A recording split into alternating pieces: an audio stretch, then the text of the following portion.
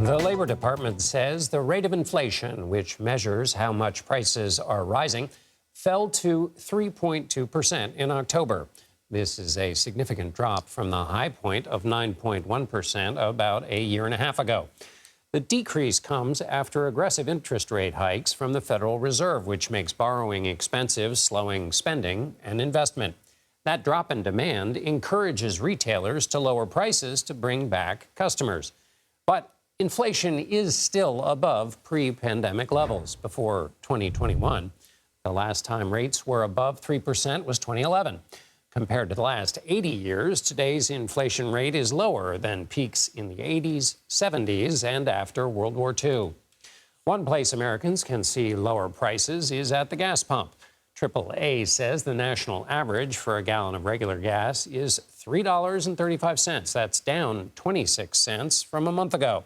The Wall Street Journal reports gas prices are falling due to lower demand and increased oil production here in the United States. The Journal also says prices could be easing due to Russian and Iranian oil entering worldwide supply despite U.S. sanctions. Stacey joins us now. She's the Director of Strategy at Optimal Capital. Thank you so much for joining us. Why is inflation coming down, and do we think it's going to stay there? Well, inflation is decelerating because, as you pointed out, the higher the cost of capital, meaning the more people have to put on credit cards and the more people have to pay for those credit cards, the less spending they're willing to do to keep up with everything. And so then that lowers the demand. And then, as you say, the stores have to lower their prices in order to keep consumers purchasing items.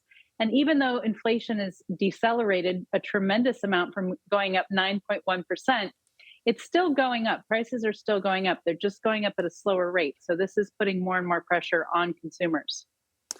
And I was struck that when this number came out, that a number of the newsletters I follow and other people who write about the economy and think about the economy, suddenly we're talking about cuts from the Federal Reserve. So we went from, well, it's going to be another rate raise, to no, they're holding it steady, to now the consensus seems to be that rate cuts might be coming. Explain that to me if you think that's possible, or why people would be suddenly thinking that. Well, market participants really try to anticipate everything in advance. And so markets, that's how we cause volatility, is because when we don't perfectly anticipate things as investors, then we have to violently reprice something. So what happens is there are sort of three components to the future of inflation, which is the rate of inflation that's going up, in this case going up, the rate of growth, and what we anticipate the Fed is going to do about that. And then market participants watch things like credit spreads, because what's really happening is how you measure inflation for our viewers out there is it's the amount of money in the system juxtaposed to the amount of goods in the system. And so the Fed tries to ameliorate inflation and control it by reducing the amount of money in the system. But the problem is that when they reduce the amount of money in the system, if they do it too much, you can't service the debt in the system. And that's when you see things like what happened in 2008, where you saw, a debt crisis. So that's the tightrope that Jay Powell has to walk. And market participants are constantly monitoring indicators. And what the indicators are telling us now is that inflation is going down. So the Fed will be less aggressive going forward, meaning the rates that are there now are priced in.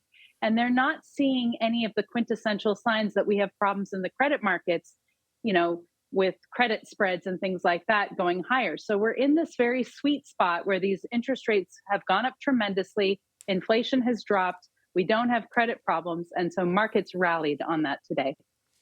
The credit agency Moody's downgraded U.S. debt in part citing dysfunction in Washington.